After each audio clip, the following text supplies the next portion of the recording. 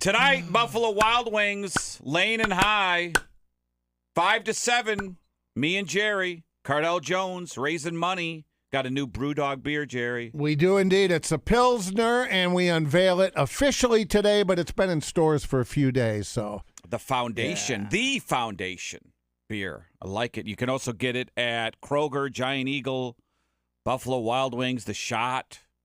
I was being sold on game days. I like that. I saw it at Giant Eagle, and I'm walking down the aisle, and then I see a big display of Grippo's chips with Will Howard's face on it. Cardale, it's pretty odd to see this new day in college football. Listen, new day to say the least. I think the old way of doing things when I played and guys before me, it seemed like ancient history. And it's only been 10 years. Exactly. Even if you mention, something to guys who are coming through the recruiting process of how it used to be, they're like, what are you talking about? You guys, you guys used to get paid back in the day? Right. No, and having those unbelievable opportunities with collectives and other brands out there like Ripples with Will Howard and a few other players got some chips out there. That's pretty cool. So I'm excited about it, but we'll see where it kind of opened up Pandora's box. So I know a guy. I'm friends with a guy who used to work at the other NIL, right? And he told me the only time his phone wasn't ringing was 2 a.m. to 5 a.m. So I'm gonna give props to you and Brian Schottenstein, because I've had lunch with Brian and we talked about this. It is not if people, Buckeye fans, think that money's falling from trees going to the NILs. It is damn hard work what you and Brian are doing with the foundation, man. It is tough. Yeah, well, at least Brian. I can't speak with you.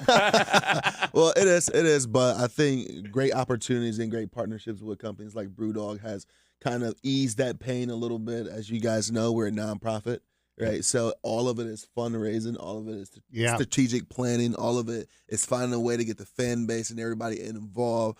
From giving $5 a month to people who can afford to drop $100,000 in support. So I think we do a great job of gaining the masses of Buckeye Nation and making everyone feel like they're involved. And even if they don't want to give money, but hey, companies and partnerships with BrewDog, you're supporting Ohio State student athletes when you support these companies. Who doesn't like beer? Yeah. Right? Yeah, it's a bit of a no-brainer. It's a typical no-brainer. So when you were done with the NFL, did you have, was it just a done deal that you were going to return to Columbus? Your equity is here, and now you're involved in something for the program you love. It makes perfect sense. But you had other options. You could have went anywhere, right? Yeah, for sure. But from my first few years here at Ohio State back in the day, I knew I wanted Columbus to be home. It's 2 hours away from where I grew up, 2 hours, south from Cleveland, but also just the opportunities in the business world here in Columbus for not just former student athletes, but for anyone. Columbus is one of the fastest growing cities in the whole country. And you see like brands like Intel and other unbelievable brands coming here and being a part of the Amazon, Google. Exactly. It's incredible. So it's a growing community. I want to be a part of that growth. Yeah. Do you guys know what, because we had Ross Bjork on a couple weeks ago, and he said, we kind of have an idea what we're doing next year, and we're getting ready for it. Are you guys going to morph with a marketing company next year? Are you guys already working on changes for next year? It's like, hey, let's try to raise as much money as we can for the athletes this year, but we know eventually that our system's going to change. Yeah, and I think with the forever landscape of changing of NIL when it comes to the NCAA rules and regulations, they're going to allow, to my understanding, and this still is not set in stone yet, but the NCAA are going to allow the university to have a little bit more hands-on. And with that being said, that open up opportunities for potentially us going under the Learfield or Ohio State brand in-house and having a little bit more resources to our disposal to continue to gain, support for the student athletes in the NIL world. People think that just because the revenue share is in place now, that's going to be enough to sustain a roster. Well, but it won't. Yeah. Well, it's not. Yeah, it's not. Exactly. It's going to be a huge help. Don't get me wrong, but it's still going to be some things and some opportunities for fans and donors to get involved with it. And their support, their help is critical. to continue to have great rosters of student athletes here at Ohio State, which ultimately helps the economy here, and I will argue in the Midwest, not just here in Central Ohio. And it keeps players here that final year. Guys that normally would have jumped because they wanted to help their family, whatever their personal circumstance is. Yeah. It's not just about free agents coming in. For sure. More or less. It's about keeping what you do have. I look back over this past offseason, right, after – we came up short in the bowl game, and the way that Ryan Day and that staff was able to retain players, not just go out in the portal and strengthen the team and the roster, but retain guys who are going to arguably be first-round draft pick, second-round draft pick, or any type of anywhere in between there. And that takes not just the recruitment of continue to develop as a great player, but also take some NIL opportunities as well. Everybody's back, and then Caleb Downs is in. That defense might be the best. Now on paper, obviously, we haven't seen him. This might be the best defense since the original Silver Bullets in the late '90s. It's sick. You put in. We talked to who do we have? We had Dan Wetzel on the other day from Yahoo Sports, and he says he was watching a game last year, and he goes, "Man, every guy in that defense, pretty much, except for Mike Hall, is back." Exactly. That's sick. Exactly. And they gave up 11 points last year, a game. Usually you don't see guys stick around for 4 or 5 years at, especially on the defensive side of the ball, especially on the D-line. You got Jack, you got JTT. These guys are coming back. And you can tell whatever Ryan is selling in that program, they're buying. Yeah. Right? They all bought into the opportunity of putting aside personal goals. Because when we play this game, clearly we want the ultimate goal of playing in a place like Ohio State, and then reaching the next level. But he was able to really have them put that personal goal to the side and say, hey, let's do something special here.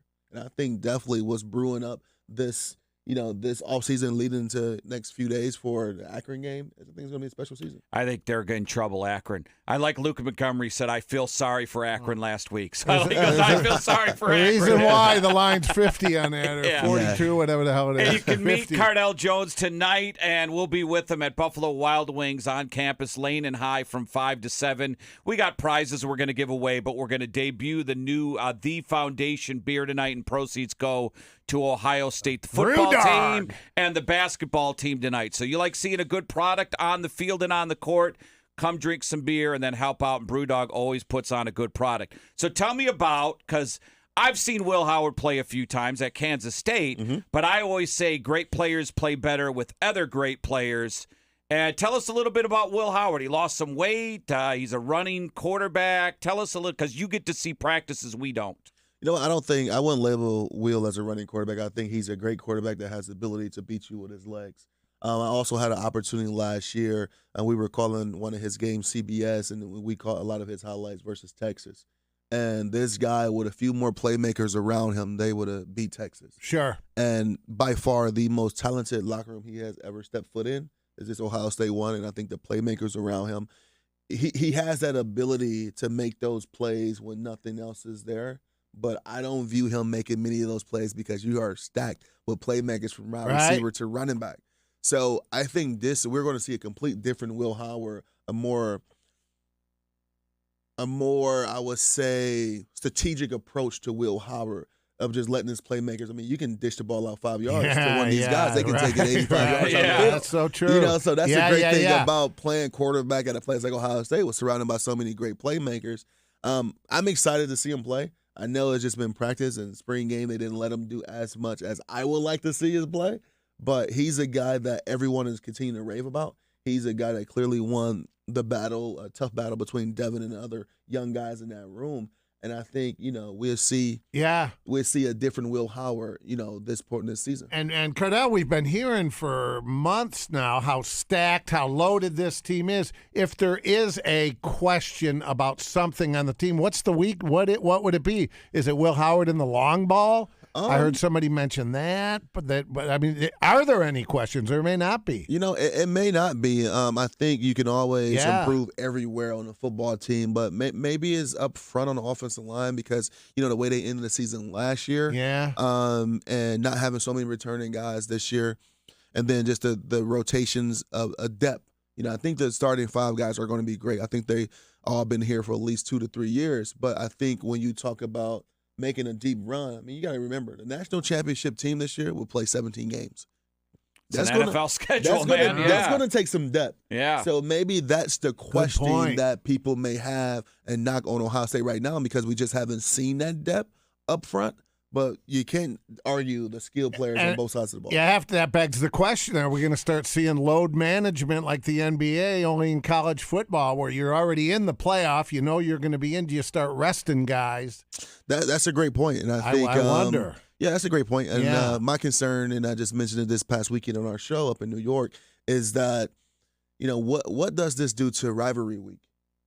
What does this do to Week 12 when you got the Alabamas and Auburns and Ohio State and team up north and Oregon and Oregon State? When you can potentially go into Week 12 and knowing you're going to play this team the following week as well because you're going to be number 1, number 2 team in the conference.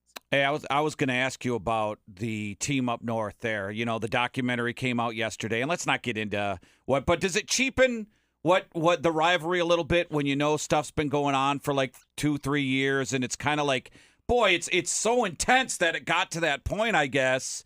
But I just wanted to know from a guy who played it standpoint of, does it cheapen anything at all?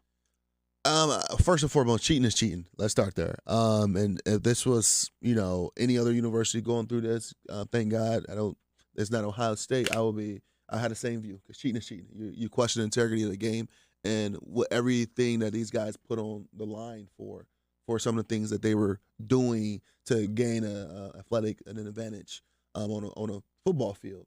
But I think it adds more to the rivalry because you see how low guys were willing to stoop to get that notch, get that edge, someone. Yeah, right, and it's and that go against everything to my core of just cheating and taking away opportunities from other people, not just Ohio State, but you guys robbed a lot of teams, a lot of opportunities from the scandal. Would a player know, like, if this guy's getting everything right? Like, you're playing, and I'm sure the player's like, man, this dude is like, how does he know all? He must be like, because his dad called him Rain Man in the documentary, right? Yes, his dad goes, he's like Rain Man. Would a player just go like, dude, that dude either knows something or he's just like the smartest dude in the world? I don't think it's to the player's knowledge because it's more so on the coaches will be like, man, this guy's prepared for everything.